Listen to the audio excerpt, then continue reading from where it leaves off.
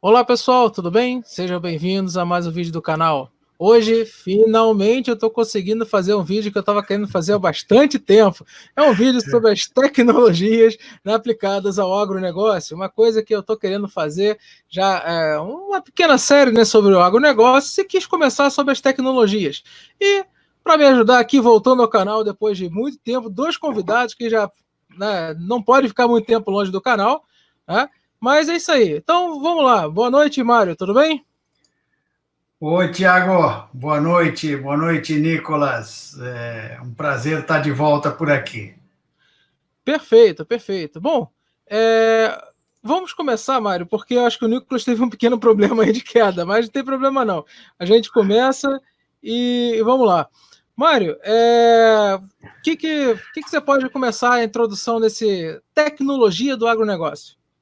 Bom, falar em tecnologia do agronegócio, vamos fazer um pequeno, vamos dizer assim, resumo, né, do que é como é que o assunto, né, do agronegócio, por que é que a gente hoje chama agronegócio, como é que isso evoluiu, né?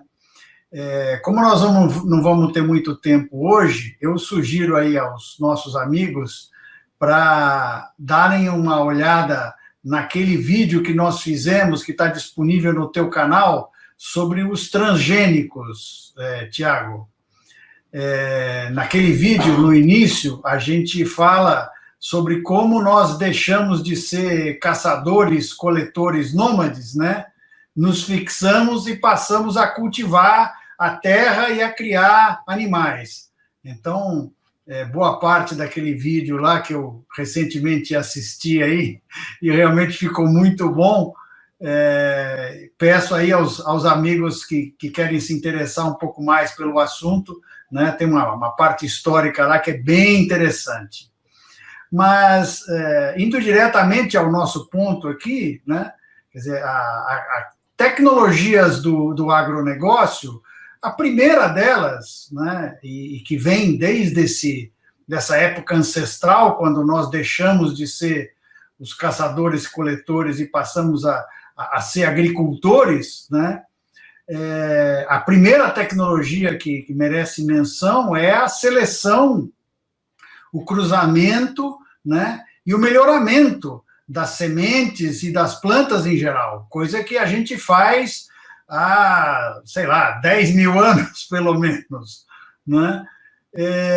E no caso dos animais, até por uma questão de sistemática, né? Eu acho que o bicho-homem normalmente gosta de organizar as coisas em caixinhas, né?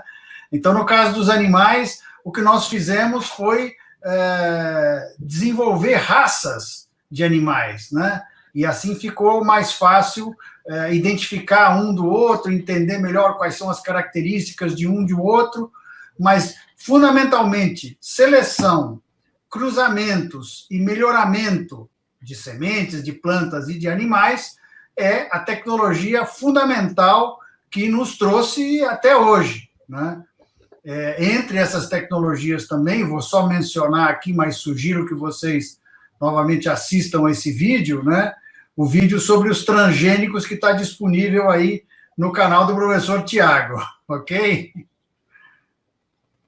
Perfeito, eu coloco esse vídeo na descrição. E o Nicolas aí, que, né, no iníciozinho deu uma queda, mas voltou persistente. Boa noite, Nicolas. Oh, grande Nicolas. Boa noite, pessoal. Prazer estar aqui com vocês de novo. Vamos derrubar uns mitos aí, explicar um pouquinho sobre a agricultura moderna, né? Que tanta gente é contra, mas no fim das contas é o que alimenta todo esse povo. Não tem dúvida. Perfeito. Pode falar, Então, Mário, pode falar. sigo aqui, Tiago, com esse breve resumo histórico aqui, né?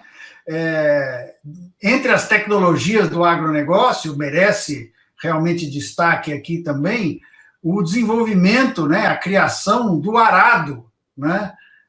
Arado movido a tração animal, que foi desenvolvido, pelo que se tem notícia, né, pelos sumérios na antiga Mesopotâmia, né?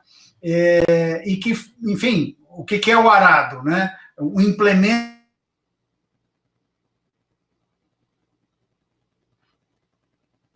ele vira o solo, né? Ele é como se fosse uma lâmina, enfim, um implemento que entra dentro do solo e tomba o solo.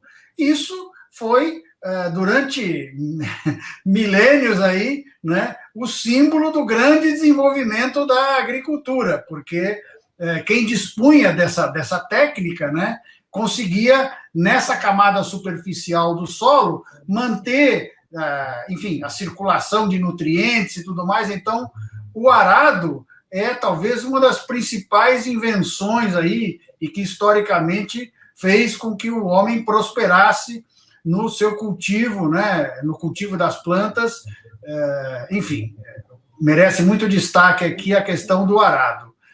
E aí, num futuro, perdão, num passado mas bem mais próximo, né, a questão dos tratores, né, no final do século XIX, os tratores ainda eram movidos a vapor, né, máquinas a vapor que se transformaram em tratores agrícolas, né, esses tratores e a mecanização, né, os implementos puxados pelos tratores, também foi um fato, vamos dizer assim, que merece destaque no desenvolvimento, na tecnologia do agronegócio, né, da agricultura na época.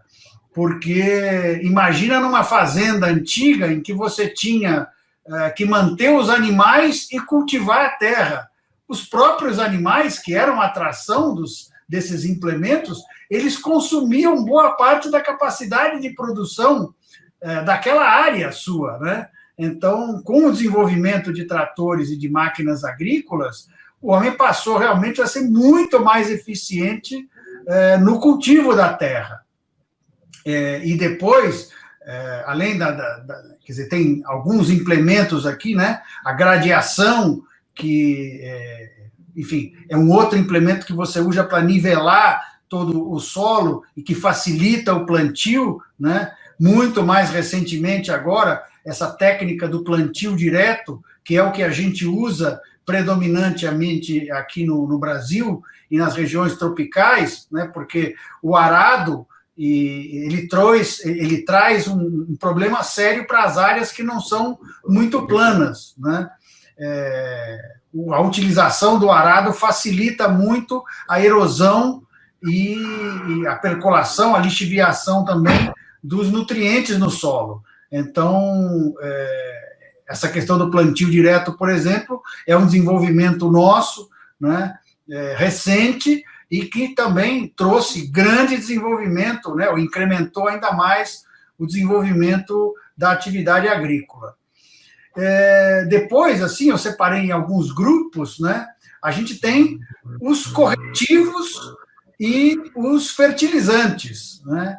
Então, os corretivos, basicamente, são os calcários, né? Calcário com maior ou menor teor de cálcio ou magnésio, né? Calcítico, dolomítico, como a gente costuma classificar, e os próprios fertilizantes, quer dizer, passaram a, vamos dizer assim, aumentar a produção das culturas nessas áreas, né? Por, vamos dizer assim, incorporação de fatores que são essenciais para a produção e que nós vamos ver um pouquinho mais para frente aqui. Então, corretivos, fertilizantes, a incorporação de matéria orgânica no solo, né? Uma coisa super importante também, e que foi sendo desenvolvida de forma empírica inicialmente, mas mais recentemente de forma muito tecnológica, né? E queria destacar também aqui um fator que é muito importante e que vem sendo feito há bastante tempo também, que é a compostagem, né? Incorporar matéria orgânica sem estar devidamente compostada no solo, em vez de beneficiar inicialmente, ela compete com as plantas, né? Então, algo que nós vamos falar um pouquinho mais para frente, mas que é típico, né? Essa turma que acha que incorporar esterco de galinha ou de gado, né? Do gado, enfim, no solo, né? Num primeiro momento, em vez de ajudar, ele prejudica as plantas, né? Porque para a decomposição, ele usa parte da fertilidade do solo. Então, a compostagem é algo que nós vamos falar um pouco mais para frente, mas também é fundamental. E tem aqui um item, né, que eu também separei e que o Nicolas vai poder dar uma grande contribuição nessa discussão, que é a questão dos defensivos, né? O controle de pragas e doenças das plantas e o próprio controle das plantas daninhas, né? Isso é coisa bastante recente, né? Antigamente você ia lá com a enxada e carpia, né? Um serviço muito desgastante, né? Muito duro, né? E que dependendo do tamanho da área você simplesmente não dá conta, porque as plantas crescem mais rápidas, o mato cresce mais rápido do que a sua capacidade de manter o campo limpo, né? Então, esse é um assunto, se você quiser fazer já, Nicolas, alguns comentários sobre, quer dizer, a agricultura se desenvolveu muito, mas muito mesmo, a capacidade de produção, a produtividade na agricultura se desenvolveu muito com a utilização dos defensivos. É isso aí. O Mário já deu esse belo contexto histórico, né, da agricultura aí nos últimos 10 mil anos. É preciso lembrar que o homem deixou de ser nômade quando ele começou a desenvolver a agricultura. Ele não precisava mais correr atrás de alimento, ele viu que ele poderia criar uma relação com as plantas, e essa planta poder garantir a subsistência dele, da sua família, das comunidades ao redor. Ele trocava, ele passou até iniciou o comércio, a sociedade, tudo isso se deve à agricultura. E desde então, o que vem acontecendo? O homem vem buscando tecnologias para melhorar o desempenho dessa produção. Então, no começo, lógico que as tecnologias disponíveis eram as mais rudimentares possíveis. O Mário fez uma bela contextualização aí.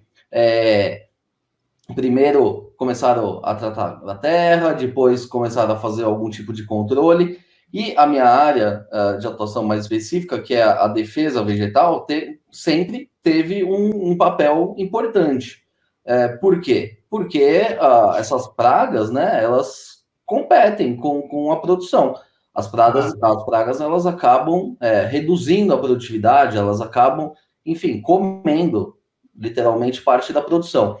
E a defesa vegetal ela é feita já há milhares de anos. Só que antes eles usavam produtos brutos, eles faziam fórmulas caseiras, porque as pragas existem desde sempre. Então, a partir do momento que a gente começa a aumentar essa produção, o comércio começa a desenvolver, as pessoas começam a buscar uma produtividade maior, a partir do momento que ela tem a possibilidade de plantar mais, porque tem um solo mais fértil, porque, enfim, começa a ter uma mecanização, mesmo que rudimentar, ela ainda perdia a guerra para as pragas, porque em grandes áreas, como o Mário acabou de dizer, é impossível você fazer um controle de pragas eficaz de forma manual. O homem, assim, nesses 10 mil anos, o homem começou a ganhar essa batalha contra as pragas nos últimos 60 anos, que foi desde a invenção dos defensivos químicos. E desde então, o que a gente tem visto?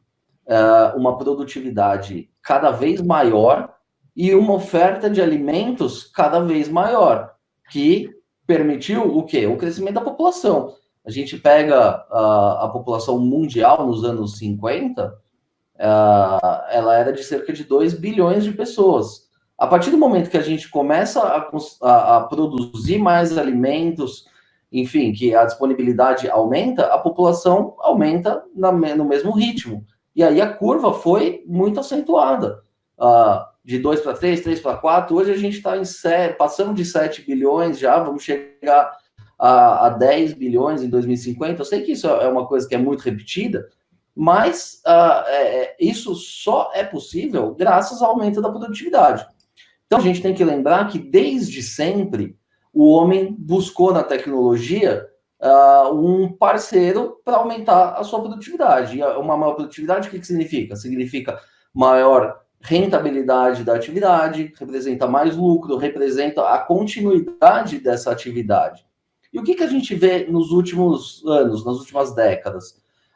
Um movimento migratório da população até então rural para os centros urbanos. E qual é a consequência disso? a consequência é que as pessoas, o homem que seguiu no campo, hoje ele tem a obrigação de produzir ainda mais. Ele tem a obrigação de produzir para essas pessoas que migraram para a cidade. Então, como que ele continua aumentando a sua eficiência? Através da tecnologia. As tecnologias se desenvolveram muito nas últimas décadas. É o pacote tecnológico, né? Não é só o defensivo. A gente tem que agradecer, é um pacote tecnológico. É a mecanização, são as sementes melhoradas, que também são muito mal vistas pela população, mas é o que o Mário falou no começo. Esse melhoramento natural, a gente já faz desde sempre. As pessoas escolhem os melhores exemplares e replantam, ao invés de pegar os piores exemplares. Então, isso já é feito. Só que o que a natureza demora 500, 1000 anos para fazer, com a tecnologia disponível hoje, a gente consegue desenvolver em 5, 10 anos esse melhoramento. E a gente consegue ir além ainda. A gente consegue fazer variedades que são resistentes a algumas pragas, resistentes à seca. Então, assim, a tecnologia, ela só veio para apesar das pessoas serem muito contrárias, mas elas são contra porque elas desconhecem essas tecnologias. A partir do momento que elas perceberem a vantagem disso para a vida delas, eu acho que a tendência é mudar essa percepção. Mas isso demanda muito conhecimento, né? Demanda informação, e não sei se as pessoas estão dispostas ainda a querer aprender sobre isso, porque enquanto a comida é farta, essa discussão para eles é irrelevante, né? Eu estava lembrando, Nicolas, logo no começo estava falando sobre um outro Hangouts que eu fiz com o Tiago, falando sobre os transgênicos, né?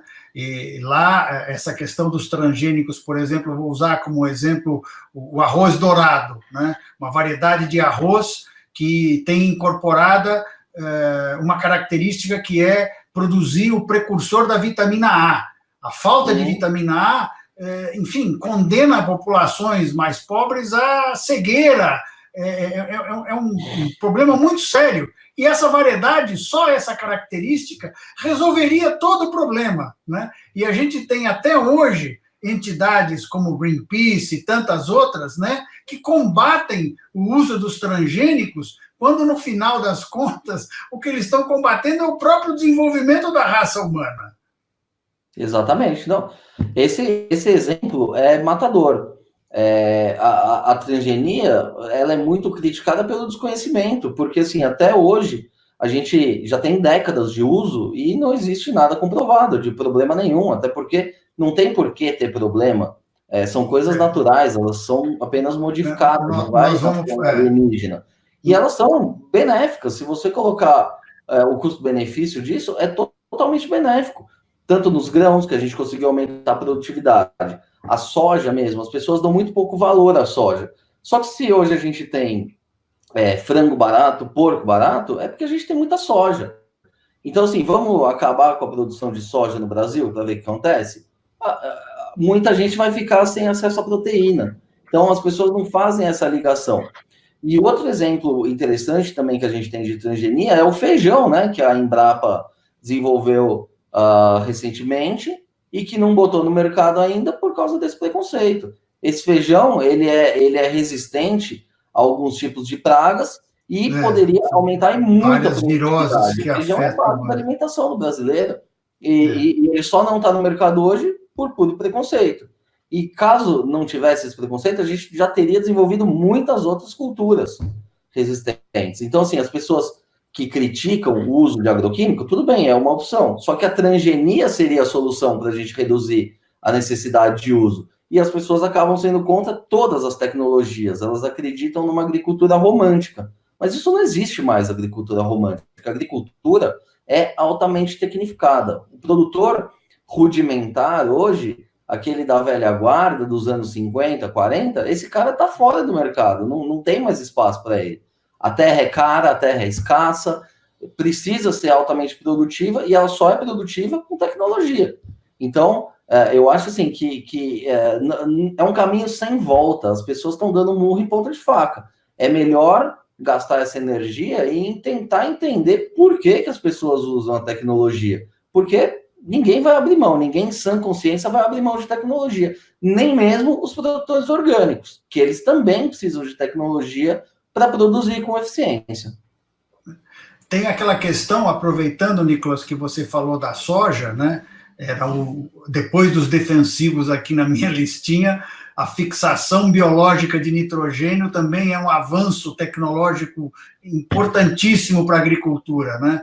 A cultura da soja, em especial, e as leguminosas em geral, elas têm essa capacidade, né? As plantas desenvolvem uma simbiose com bactérias no solo, né? Essas bactérias, elas formam nódulos nas raízes, mas esses nódulos, ao invés de prejudicar a planta, na verdade, eles fixam o nitrogênio do ar, que é um dos principais nutrientes, que nós também vamos falar sobre eles logo mais.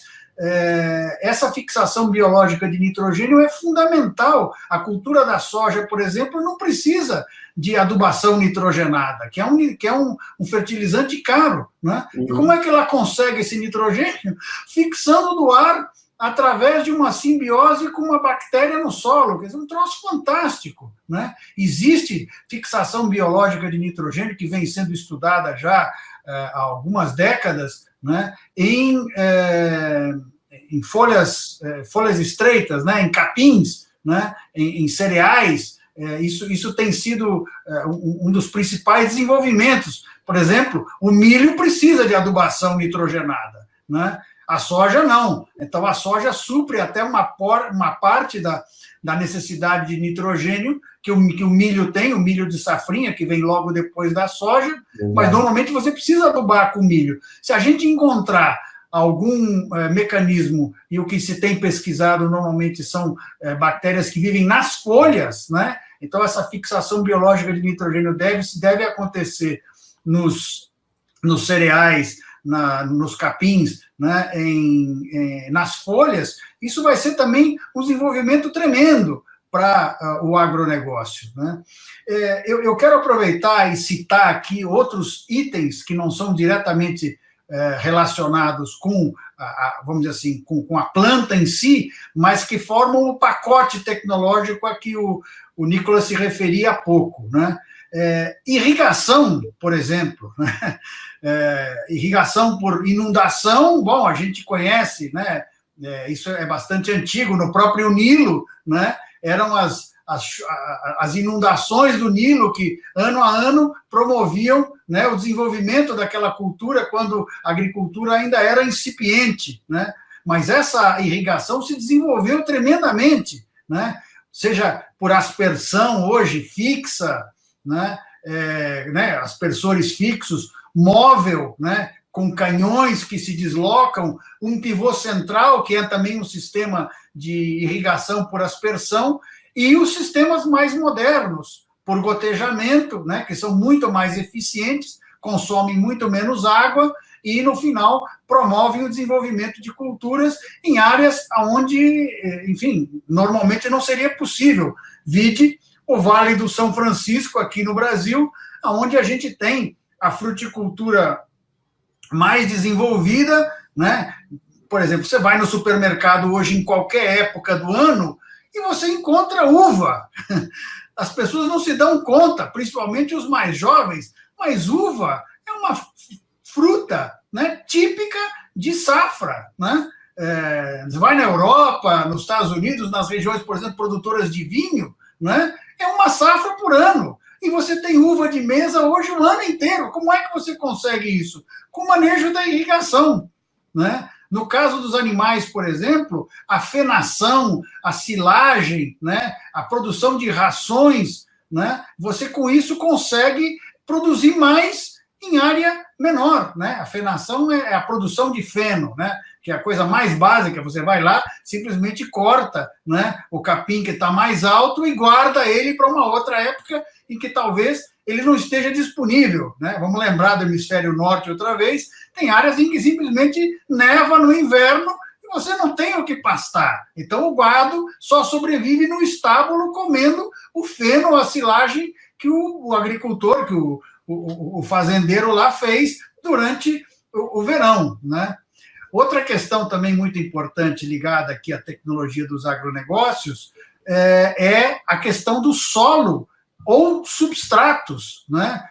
Nós estávamos falando até há pouco de culturas que são desenvolvidas e plantadas diretamente no solo, mas, mais recentemente, desenvolveu-se uma série de substratos, né, desde alguns até com componentes naturais, como turfa e pirlita, por exemplo, até outros completamente artificiais, como lã de rocha, por exemplo, né, que são produtos produzidos industrialmente hoje em dia e que evitam, por exemplo, eu sempre cito como exemplo essa questão da cultura do tomate, né? O tomate é muito afetado por doenças de solo.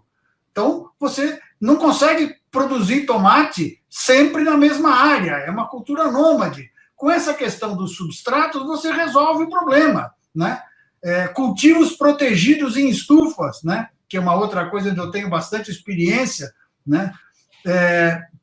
Atmosfera controlada, enriquecida com dióxido de carbono, por exemplo, né? Em estufas na Holanda, onde eu já estive trabalhando, a gente tem, nas minhas palestras e vídeos, normalmente eu mostro esses slides, né? A gente tem lá uma estufa onde o sistema de calefação da estufa, que consumia gás natural, os gases de escapamento da caldeira eram injetados na estufa para aumentar a quantidade de dióxido de carbono dentro da estufa, e com isso as plantas produziam muito mais, né?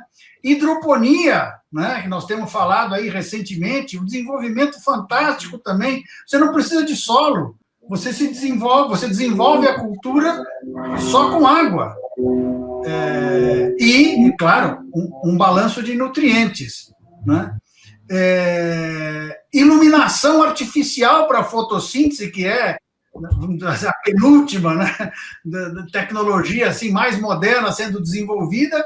Hoje em dia você tem lâmpadas de LED que emitem o comprimento de onda necessário para a fotossíntese. E você, com baixo consumo de energia, é capaz de desenvolver o que hoje se chama de fazendas verticais, né? Essas fazendas verticais produzem muito mais, né, numa área muito menor.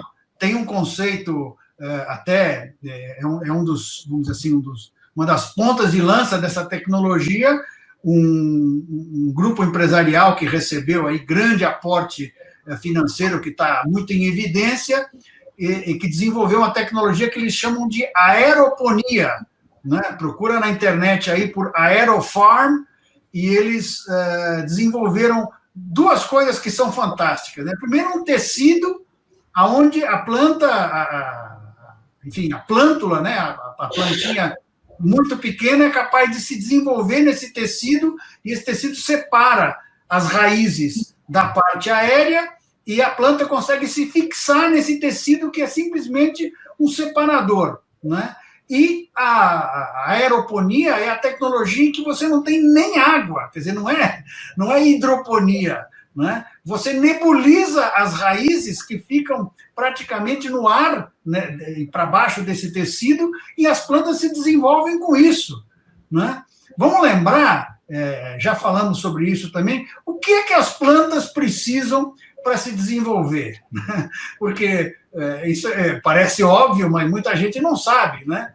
A primeira coisa é a luz do sol, né? Luz do sol, essa que com essas lâmpadas, até isso a gente tem conseguido substituir, né? Mas, basicamente, o que as plantas precisam é da luz do sol para fazer a fotossíntese, de água, né? Do dióxido de carbono, que é o principal nutriente das plantas, né? Mas que está disponível no ar, em quantidades muito pequenas, né? 0,04%, 400 partes por milhão, é insignificante a quantidade de dióxido de carbono no ar, e, no entanto, ele é a base da nossa vida, né? Da vida na Terra, pelo menos. Eu não sei como é que funciona a vida em outro planeta, mas nesse planeta aqui eu conheço razoavelmente. Ela funciona através dessas plantas que são capazes de, com a luz do sol, com a água, fixar o dióxido de carbono que está disponível na atmosfera e produzir açúcares porque depois são compostos e, enfim, desenvolvem a estrutura, né, a planta. Os nutrientes que as plantas precisam, até que não são muitos, né, da tabela periódica, né, mas é basicamente o nitrogênio, o fósforo, o potássio, o NPK, né, famoso, todo mundo já deve ter ouvido falar quando fala em agricultura.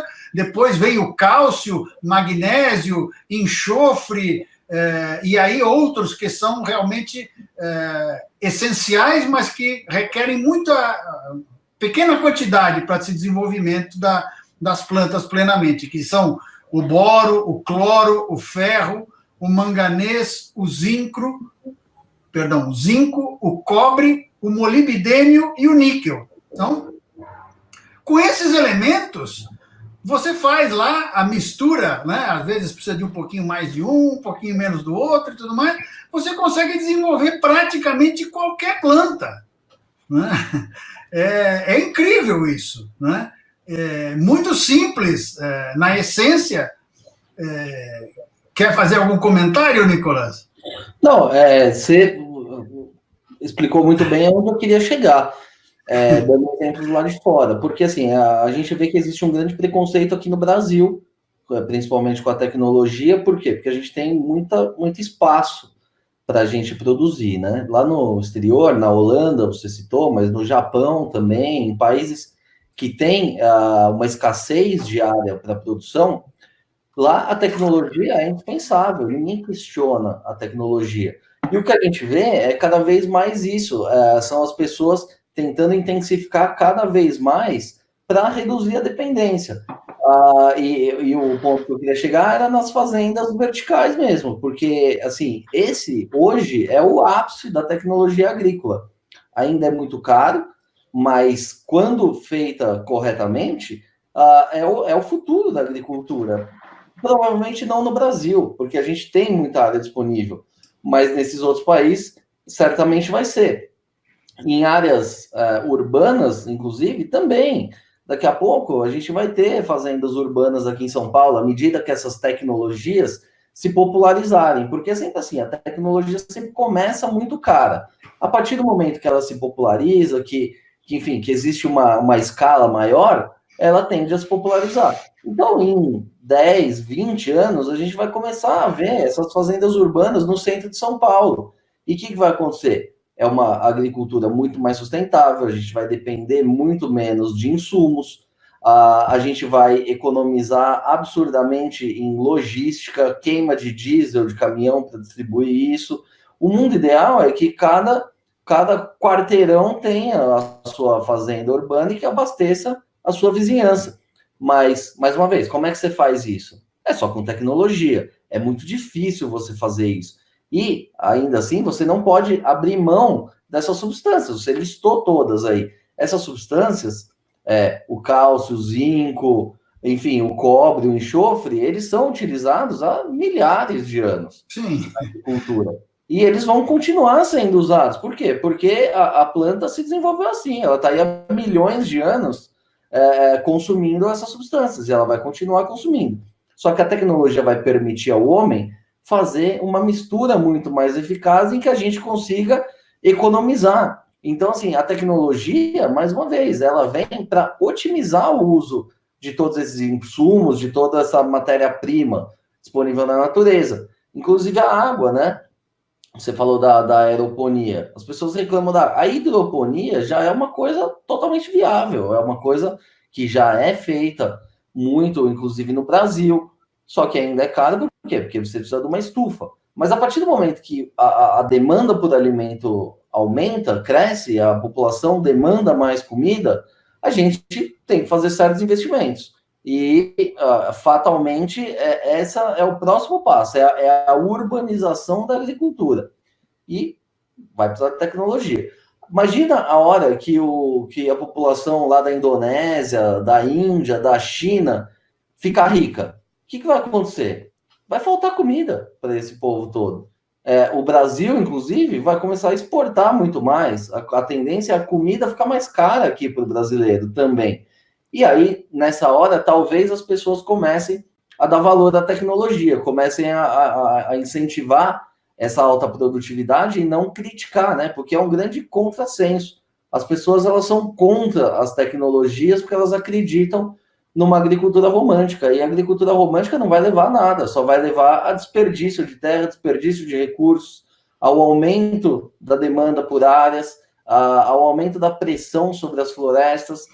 Então, assim, a tecnologia é inevitável. Falando um pouquinho de defensivos, né, também.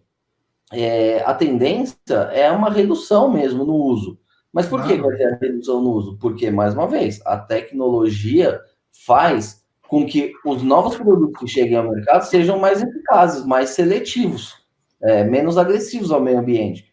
Então, é uma coisa importante. A gente vê aí, atualmente, a discussão, né, sobre a nova lei dos agrotóxicos, chamada aí de PL de veneno, PL do veneno, querem botar mais veneno na sua mesa, só porque novos produtos estão sendo liberados. E o que está acontecendo? Eles estão mesmo despejando agrotóxico no Brasil? Não.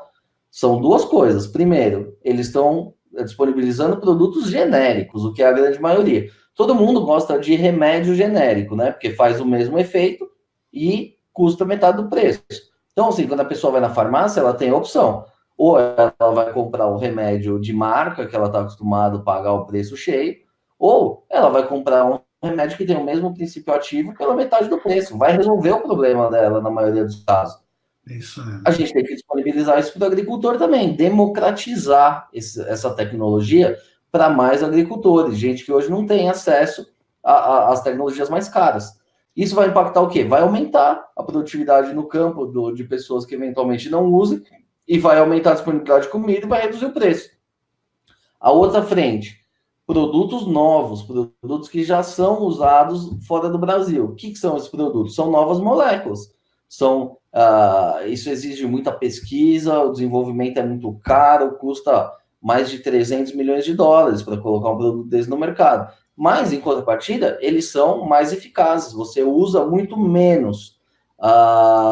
E eles são mais seletivos, você não é tão agressivo ao entorno, ele age somente sobre as pragas-alvo. Então, não é um caminho sem volta a tecnologia. Essa é uma discussão que nem deveria estar tendo aqui. As pessoas deveriam aplaudir cada produto novo que chegasse ao mercado e não criticar. É um grande contrassenso, não dá para entender. Vou falar um pouquinho mais sobre a história da aeroponia, porque, enfim, tão... as fazendas verticais, né? Quer dizer, um ambiente fechado, um galpão, né? Totalmente controlado. Então, o acesso nesses ambientes é como nessas salas em que as pessoas já devem ter visto, né? As pessoas entram lá com um jaleco, com máscara, com luva, com tudo, para não haver nenhum tipo de contaminação. É como se trabalha na indústria de tecnologia, né? Para a produção de semicondutores, é a mesma coisa nessas fazendas verticais. Então, você controla todos os fatores.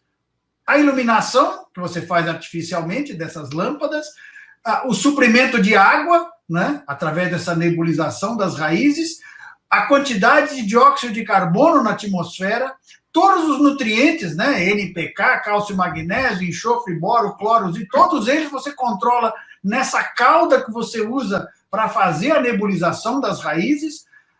Essas plantas se desenvolvem sem nenhum, vamos dizer assim, ente para prejudicá-las, para competir com elas ou para consumi-las, né? Então não tem praga, não tem doença.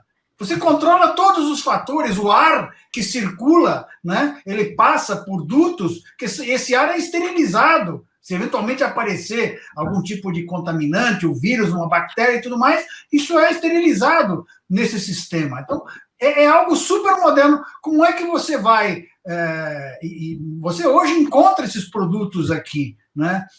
Existem fazendas verticais aqui no Brasil que hoje produzem... Vamos entender também essa questão, quer dizer, o que é que você vai continuar a produzir no campo?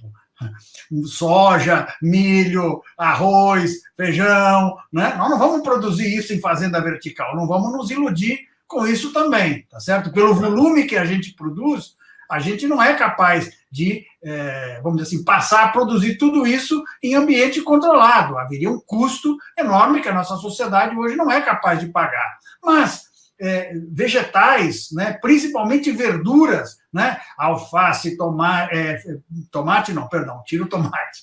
Nenhuma planta que se desenvolve, que tem um desenvolvimento vertical importante, né? Mas todas as folhosas, exatamente, alface, almeirão, rúcula, chicória, todas essas folhas que a gente consome, elas são produzidas em condições ideais, não tem nenhum agrotóxico, né, como os leigos costumam chamar, não tem nenhum defensivo, porque você não precisa, porque você produz o ambiente de tal forma e controla esse ambiente de tal forma que você não precisa desses. Esse realmente, como o Nicolas bem destacou, é o futuro, né?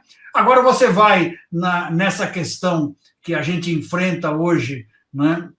Deixa eu fazer aqui, Nicolas, só um rápido um lembrete, né? Por exemplo, nós falamos o que as plantas precisam, né? O que nós precisamos, né? Quando a gente come um alimento, o que ocorre, né? No processo de digestão, nós já falamos isso em outro vídeo também, o nosso organismo, assim como o dos animais em geral, ele é capaz de degradar as proteínas em aminoácidos, os amidos em açúcares elementares. Os óleos e as gorduras são degradados em ácidos graxos essenciais. O DNA em suas bases elementares. O nosso organismo, e o dos animais em geral, ele é capaz de assimilar aminoácidos, açúcares elementares, ácidos graxos essenciais, vitaminas e minerais. Nós não assimilamos um gene. Quanto mais um gene funcional, né? Não importa se a proteína é da soja, da carne de frango ou de um grilo, os aminoácidos essenciais, que são os que o nosso organismo necessita, pois ele não é capaz de sintetizar, são os mesmos, né? Tem a questão também da importância das fibras alimentares, né? Não sei se a gente vai ter tempo para falar, mas esse é um assunto que pode ficar pendurado aqui. Eu queria fazer aqui, eu trabalho com isso hoje, né? A questão da distinção, né, entre os alimentos industrializados, processados, e os, entre aspas, né, naturais, orgânicos, saudáveis, né? Quer dizer, eu represento empresas estrangeiras que a gente vende aqui os produtos que eles produzem no estrangeiro para os supermercados, né? Outro dia eu estava fazendo uma inspeção numa loja, cheguei lá, uma loja de uma grande rede, né? Quer dizer, uma loja dessas enorme, um hipermercado, e tinha lá um corredor, produtos saudáveis. Eu falei, meu Deus do céu, essa turma realmente não tem ideia do que está falando, porque se aquele é o corredor do produto saudável, quer dizer que todo o resto do supermercado tem produtos que não são saudáveis? Todo mundo devia estar comendo só ali? É marketing, né? Eu não entendo como é que as pessoas ainda se deixam levar por essas coisas, né? Outro dia, Tiago, aquela sua amiga do professor Ricardo também, que quer falar, enfim, queria falar também sobre o assunto de agricultura, e nós começamos a conversar. Ela é dessas pessoas que não toma vacina. Então, eu não sei, né? O Nicolas, que tem filho pequeno agora aí, Nicolas, pelo amor de Deus, amigo. Devidamente carteira de vacinação, carteira de vacinação, né? Não tem dessa, não. Eu acho interessante pegar esse gancho que você está falando, né, dos produtos saudáveis, orgânicos. Que, na verdade, assim, os produtos orgânicos, né, não os produtos, mas os produtores orgânicos, quem tem interesse nisso, eles investem muito no que a gente tem chamado de fake science, né, para agregar valor nos seus produtos. É uma coisa que o Thiago conhece bem, né, que o pessoal das mudanças climáticas usa muito, que são estudos ou já feitos de forma deturpada ou dados interpretados de forma incorreta. Então, assim, o que a gente ouve muito quando estamos falando aí desses produtos orgânicos? são 5 coisas básicas assim, que se fala. Que eles são mais nutritivos. Isso não é verdade. Existem vários estudos que mostram, estudos científicos feitos, enfim, por computadores, que mostram que não tem mais nutrientes do que o convencional. Tem até um estudo da Universidade de Stanford que, na verdade, eles realizaram, né, mais de 200 estudos, e eles analisaram que chegaram à conclusão que não tinha diferença considerável em termos nutricionais. O único ponto que realmente eles notaram uma diferença era na quantidade de antioxidantes presentes nesse alimento. Mas agora, assim, quem disse que consumir mais antioxidante do que o necessário é bom? O teu corpo vai absorver aquilo que ele precisa, o resto ele vai eliminar. Então, assim, não tem diferença nutricional, a única coisa que tem a mais não faz diferença nenhuma. A questão... Uma taça de vinho e resolve o problema. Exatamente. A questão de que eles são mais gostosos. Não é verdade também. O IPAL, que é o Instituto de Tecnologia de Alimentos, né, que é ligado ao governo de São Paulo, fez uma análise durante 2 anos comparando produtos comprados no varejo e comparando também a questão do sabor. Chegaram à conclusão do quê? Que é impossível para o paladar humano diferenciar um do outro. O resíduo, que é medido em parte por bilhão, uma coisa microscópica, não dá para ser sentido. O paladar humano não consegue ver isso. Por que uma folha é diferente da outra? Porque uma é produzida a 300 quilômetros da tua casa, a outra é produzida numa estufa fechada, a outra é produzida no sistema de hidroponia, na esquina da sua casa. Então é por isso que muitas vezes o produto chega mais fresco, a folha é mais grossa. Essa é uma outra diferença. Outra mentira que eles contam, que é mais sustentável, não é mais sustentável. Não, é o contrário. E é exatamente o que o orgânico não faz. Eles demandam mais insumos para produzir menos. Então, assim, é exatamente o oposto. E por último, é a questão do que é possível alimentar o mundo com orgânicos. Não é, porque as pragas estão aí, elas vão continuar aí. As pessoas tendem a falar, não, porque isso é problema da monocultura. Não é problema da monocultura. As pessoas, o que elas procuram quando elas vão lá no supermercado? Eles querem, vai comprar uma maçã, ele quer uma maçã grande, bonita, sem furo, sem amassado, sem nenhum tipo de defeito na fruta. O orgânico não permite isso, a não ser que você faça numa fazenda vertical. E não dá para fazer maçã numa fazenda vertical. Exatamente. Então, assim, eles usam muito esse fake science, né? Isso sem contar nesses estudos recentes aí que a gente tem visto, né? Que as pessoas comparam limites de resíduos do Brasil com a Europa, falando que o Brasil usa substâncias proibidas lá fora. Usa substâncias proibidas lá fora porque a gente precisa, eles não. Ninguém fala que a Europa também usa mais de 30 agroquímicos que não são registrados no Brasil para a cultura do trigo. Ou seja, eles usam produtos proibidos no Brasil. Exatamente. Então, assim, a gente tem que entender os dois lados da moeda. Mais uma vez, é tecnologia. O europeu não abre mão. Ele, muitas vezes, não registra um defensivo para cana-de-açúcar, porque ele não tem necessidade, ele não planta cana. Então, para que ele vai ter registro de um produto para cana? Da mesma forma que o Brasil produz muito pouco trigo, também não precisa de certos produtos que são registrados lá. Então, assim, a gente precisa entender um contexto maior, separar esses pesquisadores que têm um viés ideológico de pesquisas sérias. E mesmo a pesquisa, é tecnologia. As pessoas desenvolvem as tecnologias baseado na pesquisa. Então, assim, a gente precisa ter muito cuidado quando a gente toca nesse assunto produção de alimento, porque é uma coisa que parece muito distante das pessoas, mas a gente tem que lembrar que todo mundo come 3 vezes por dia. Então, as pessoas deveriam se informar mais sobre o que estão comendo, né? Deixa eu só um instantinho, só falar uma coisa, só para puxar essa parte aí do orgânico e tal, porque agora também estão vindo aquela questão, né, do quântico, né? Não sei se vocês já ouviram falar dessa agora. Eu como marketing puro, né, Tiago? Eu fico louco, né? Porque primeiro foi aquela coisa do mineral, né? Ah, não, a água tem que ser mineral, como se que a água ela só é mineral quando se forma num substrato rochoso. O resto eles usam mineral como questão de pureza. Aí depois entrou a coisa dos orgânicos, não, é saudável, é sustentável, é isso e aquilo. E agora, né, já tem um tempinho já, mas já está sendo massificado também a questão do quântico.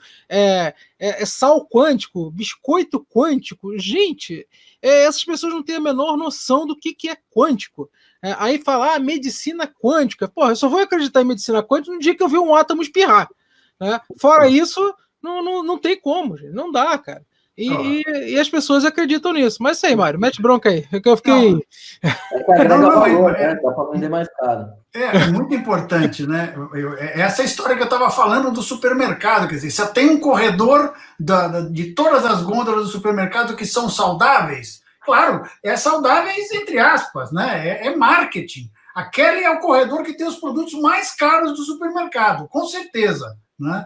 Aliás, eu digo isso com todas as palavras, né? Consumam alimentos industrializados, processados, porque esses alimentos passam por controles de qualidade, por certificações. Eu fiz uma lista até aqui, Tiago.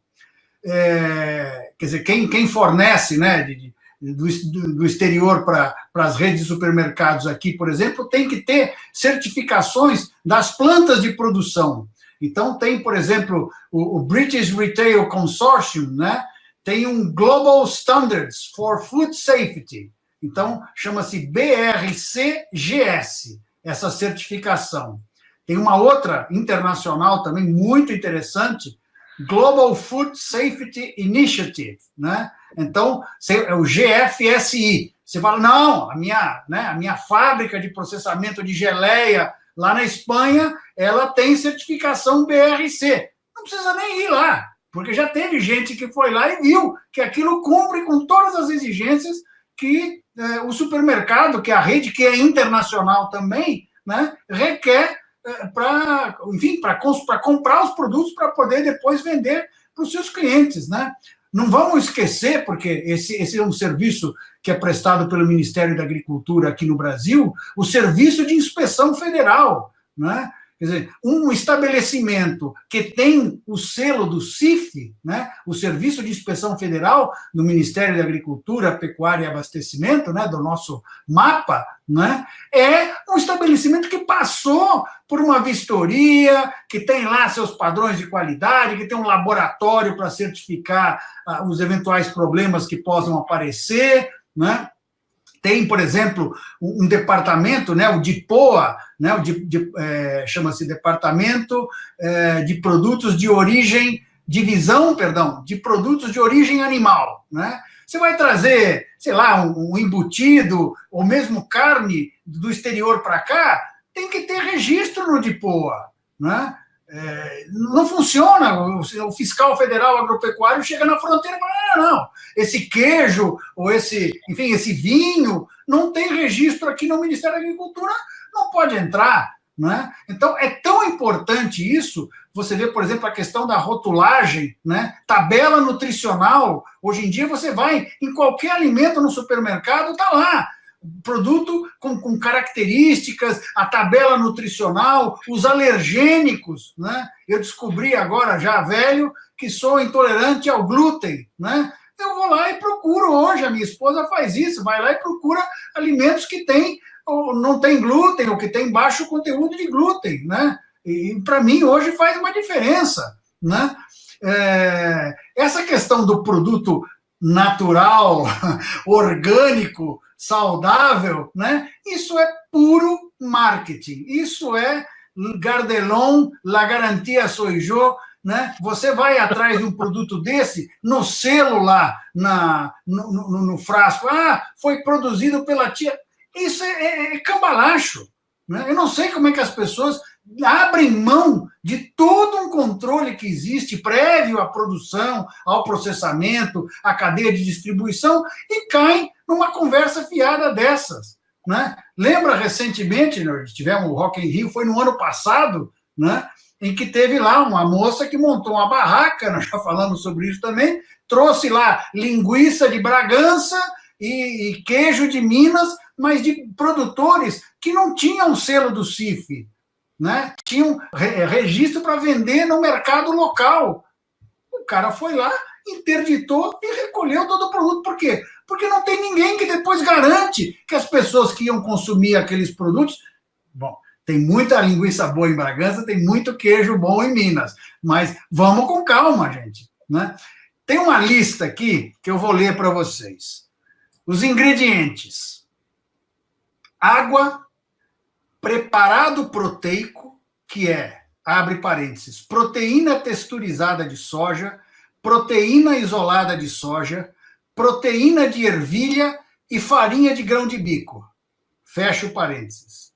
Gordura vegetal, amido modificado, cebola, condimento preparado, sabor carne, sal, açúcar, beterraba em pó, estabilizante metilcelulose, aroma natural e antioxidante ácido ascórbico. O que é isso? Isso é o famoso hambúrguer vegetal, que tem sido vendido agora nos supermercados, né? Essa aqui, por exemplo, é da Fazenda do Futuro, né? Isso aqui, quer dizer, o cara vai preconizando a alimentação natural, orgânica, saudável, deixa de consumir a carne, né, que é fundamental, essencial. Nós somos o que somos hoje porque passamos a consumir num determinado momento da nossa existência, digo há 10, 20 mil anos atrás, né? Nós passamos a consumir carne, e agora o cara quer trocar a carne por um hambúrguer vegetal, que tem gosto de carne, que tem aspecto, textura. Pelo amor de Deus, gente, pelo amor de Deus, vamos ser um pouquinho mais sensato, né?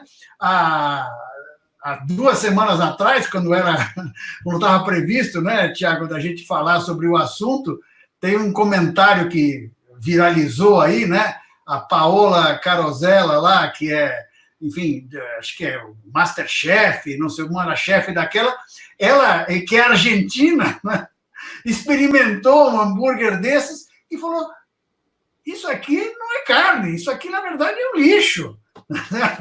Os ultraprocessados não são mais saudáveis, senão o contrário, né? Vamos lembrar também, já estou indo para os finalmente aqui, para não realmente comprometer o compromisso do Nicolas, né?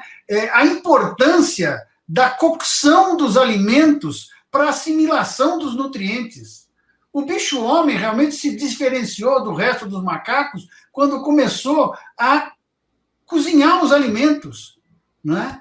O processo de cocção dos alimentos, seja, enfim, numa panela com água, numa sopa e tudo mais, você consegue, com isso, disponibilizar boa parte daqueles nutrientes que estão naquele alimento para a assimilação do nosso organismo. Isso é fundamental, né? Tem gente, por exemplo, que tem problemas respiratórios seríssimos, mas essas pessoas cozinham com estrume seco de animais e lenha em ambientes mal ventilados, né? Tem gente que acha que, né, existe, né, um mundo sem energia, né? A pessoa vai cozinhar como? Sem energia, sem gás, seja GLP, né, gás liquefeito de petróleo, ou gás encanado, né, gás natural. Com energia elétrica. Não, tem gente que vive à margem desses desenvolvimentos, né? E aí eu ia chegar, Tiago, com aquilo que nós conversamos até antes do início do nosso desenvolvimento, que eu acho que é, talvez, dos cúmulos aí dessa questão toda relacionada com os ambientes, com os produtos naturais, orgânicos, saudáveis, né? Tem gente, por exemplo, demonizando o forno de micro-ondas, né? Dizendo que o forno de micro-ondas estraga o alimento, que induz a mutações genéticas. Nós já falamos aqui, né? Nós não assimilamos genes, tá certo? Comenta um pouquinho sobre o assunto, Tiago, você que é professor aí do assunto.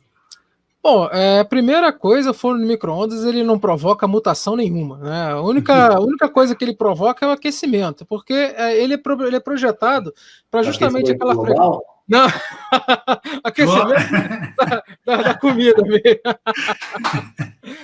O forno de micro-ondas ele é projetado para atingir a molécula d'água, tá? E a radiação de micro-ondas ela tem energia para provocar a rotação nas moléculas. Então, ao ele fazer a rotação das moléculas, ele vai esquentando o alimento de fora para dentro. Tanto é que você colocar alguma coisa no micro-ondas, vai ser, aí por fora tá quente, quando você mete o dedão lá dentro tá frio. Tá? Por quê? Porque justamente ele gira aquele pratinho lá dentro para ter um aquecimento igual, né? Então você tem que botar mais próximo do centro possível.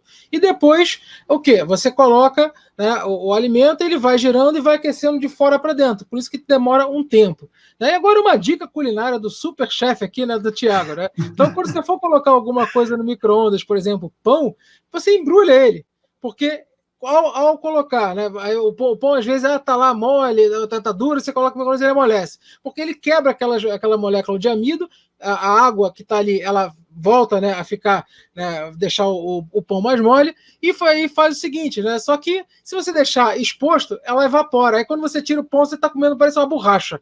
Né? Então, sempre essas coisas você procura tapar, mas nunca usa metal, tá, pessoal? Que você pode sair uns foguinhos lá, pode ficar uma coisa engraçada de se ver, né?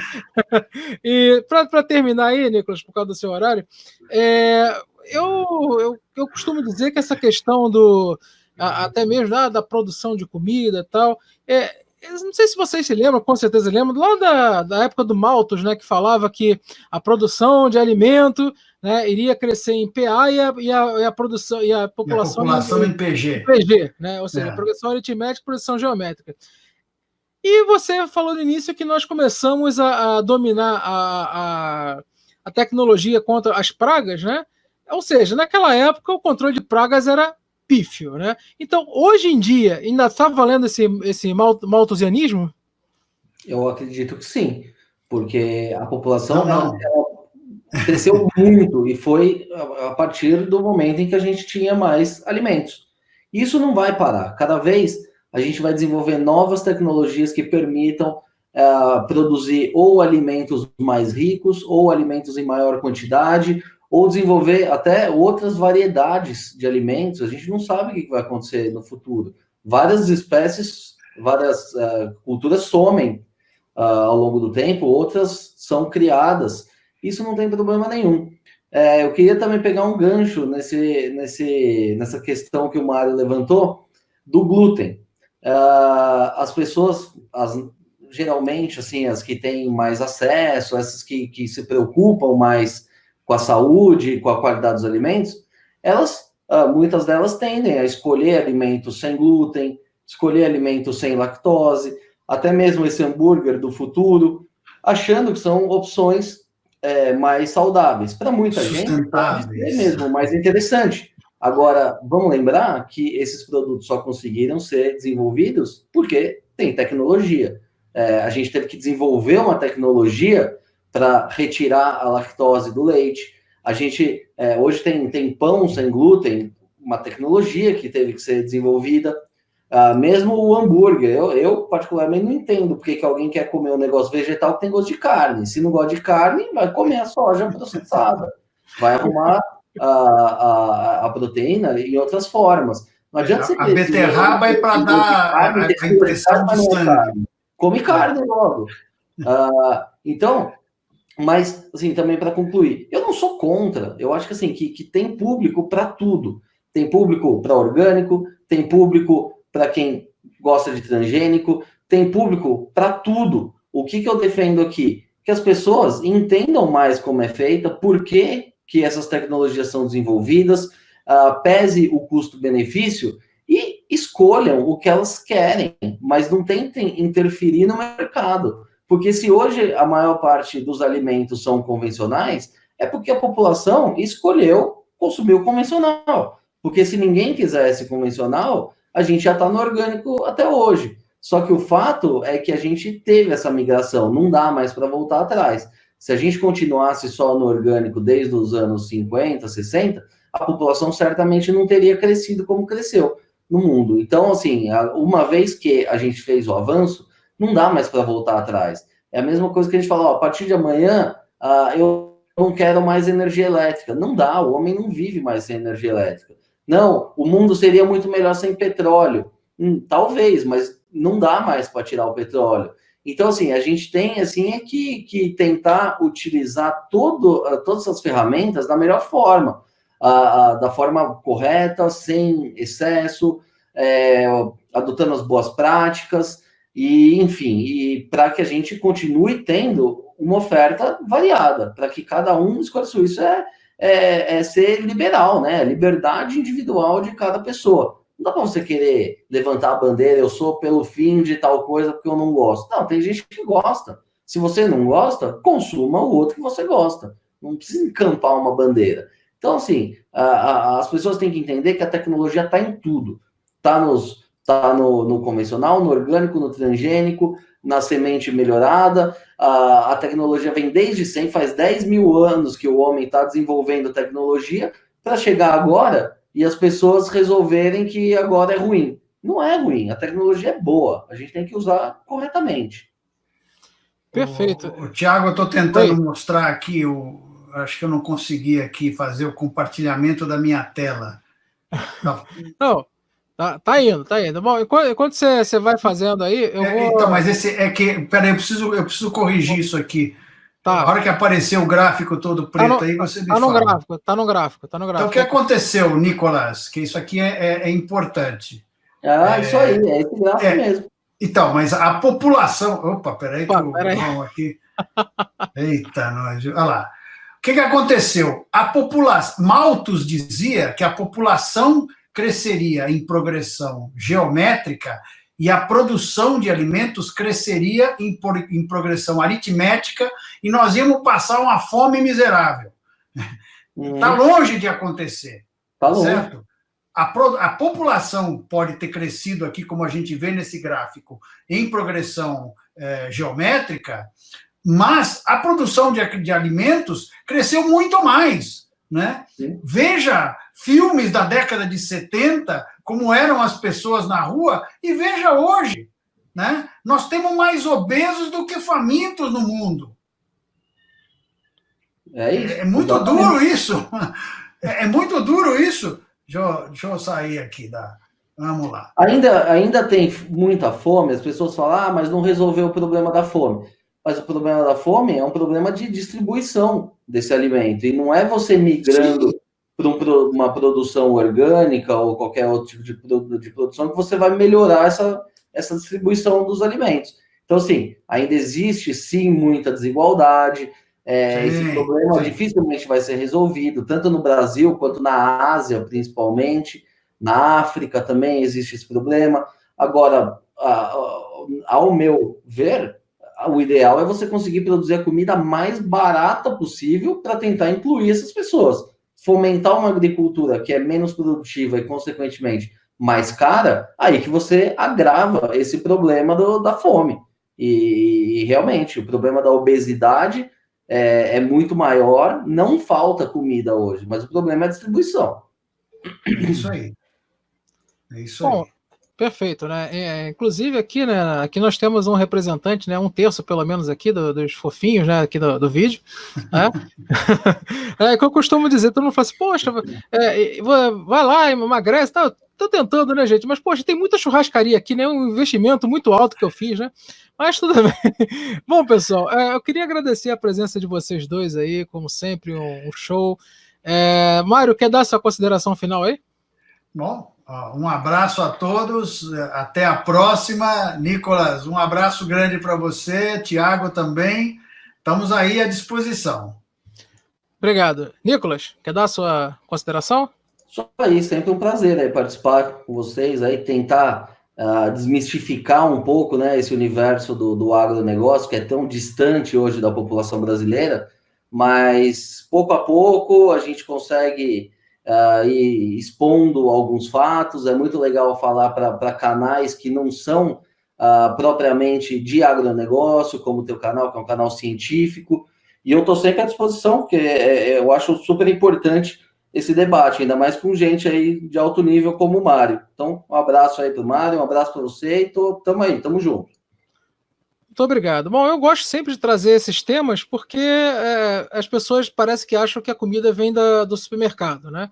Então, tem que entender que existe uma cadeia produtiva toda lá por trás e que o produtor rural é muito demonizado, não só na questão climática, como questão de desmatamento, né? Fala que vão acabar com a Amazônia por causa aquela intervenção da carne, né? Por causa do chamado de desmatamento na Amazônia e tal.